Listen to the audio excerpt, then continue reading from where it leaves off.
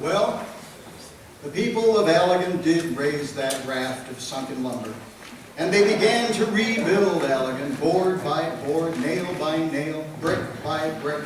Something was in the air this time. Something had changed. The excitement in the air was invigorating.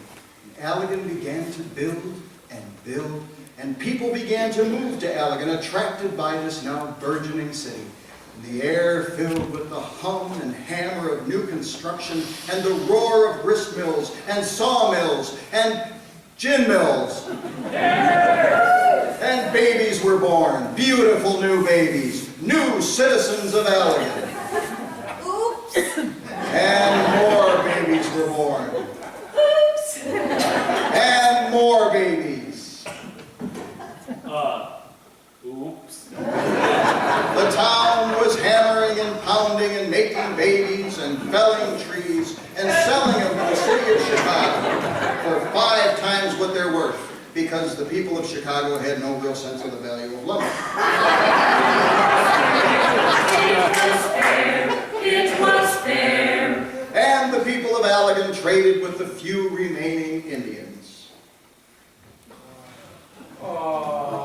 It was not completely fair. And young Allegan men were called to war. And they put down their saws, and they stopped planting grain, and they stopped drinking gin. So they stopped making babies. Oops.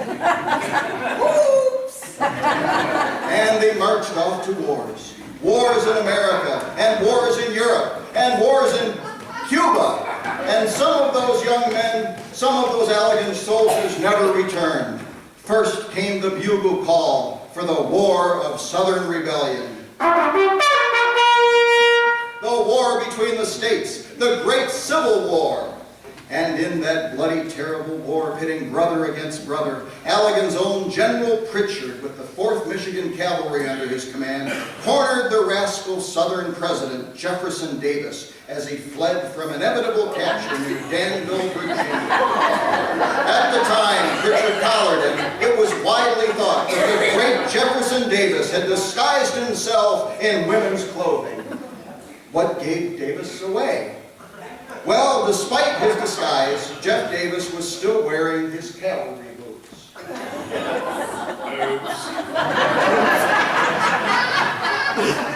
Handsomely rewarded, General Pritchard and several of his officers returned to build houses and businesses and live out their lives right here in Allegan, while reportedly Jefferson Davis went on to design a popular line of women's fashions.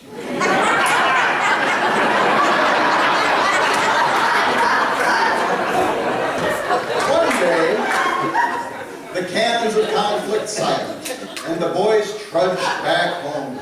Home to Allegan, home to warm hearts and grateful families, home to cast off their uniforms and take up the building of a city once again. The history of America at war is a painful one.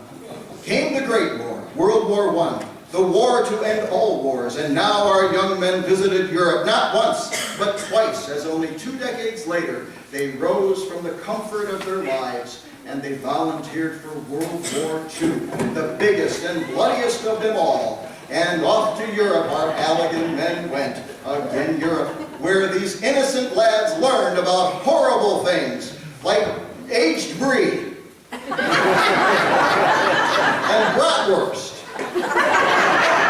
and the silly way the French smoked their cigarettes, and the smell of garlic so thick that many were known to faint. Along the way, through trial and tribulation, the city of Allegan took form and became larger and more beautiful. Allegan went on. Allegan would not be stopped. America would not be stopped. We were a nation on the move, and Allegan stood at the forefront of the northern frontier. A town on a mission, a town with a purpose, a town with a gravel pit in its town square. Lloyd, look. We need to do something about that town square. Now why would you have such a notion? Because it's ugly, that's why. Ugly as could be. Ugly? What's ugly about a gravel pit? Really? What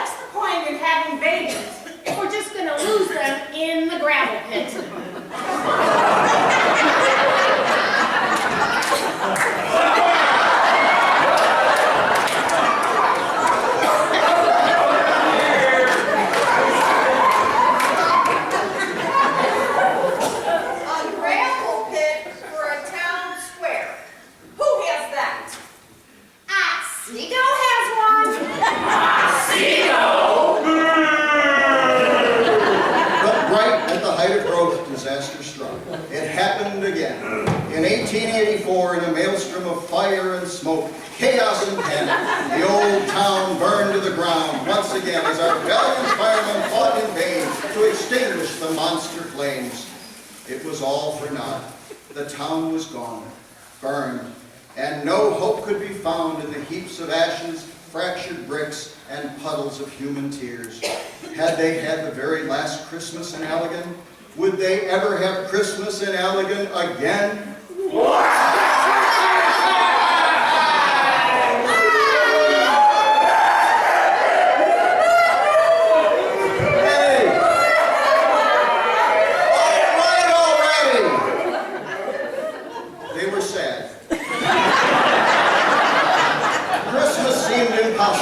Downtown of smoldering ruins, all that work, dozens of structures, goods, businesses, gone, gone. At such a time, one hopes that a leader emerges, an inspired leader with strength and vision and a firm chin, someone to raise a city from the very charcoal of annihilation, a man who, but who could it be? Who would it be? Why, look! It's Riverfront Rob!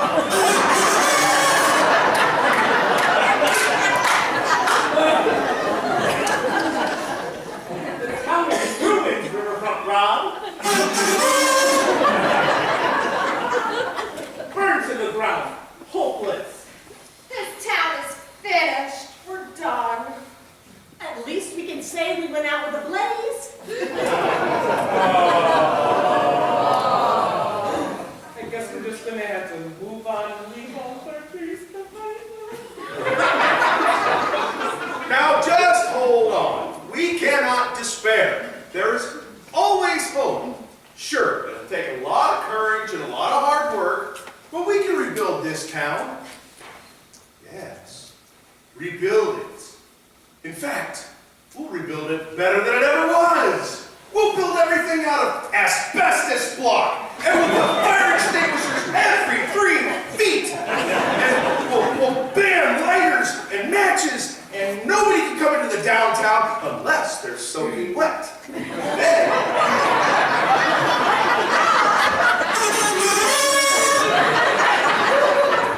a hold of yourself. I just don't think you're being very realistic here. Well, okay, we'll only make the men come into town soaking wet. Hey, while we admire your strength and vision, the fact of the matter is, we're broke, busted. We don't have any money to rebuild this town. We are simply out of cash. Wait a minute. Yes, we do. I have an idea. The stinking fund. The what? The stinking fund. Do you remember when those French trappers left town suddenly and mysteriously a few months ago? That was strange. Very strange indeed. They did say goodbye, they didn't leave a note, and just left in the middle of the night. Well, they left a warehouse full of animal pellets. And as you know, it gets really, really hot in there, and there's no air. Oh, it has quite an odor. Stinks to high heaven, which keeps the children out. But the pelts are still perfectly good. And with the price of pelts going sky high, we can sell those pelts and use the money to rebuild the town. Beaver pelts. Beaver pelts are our salvation.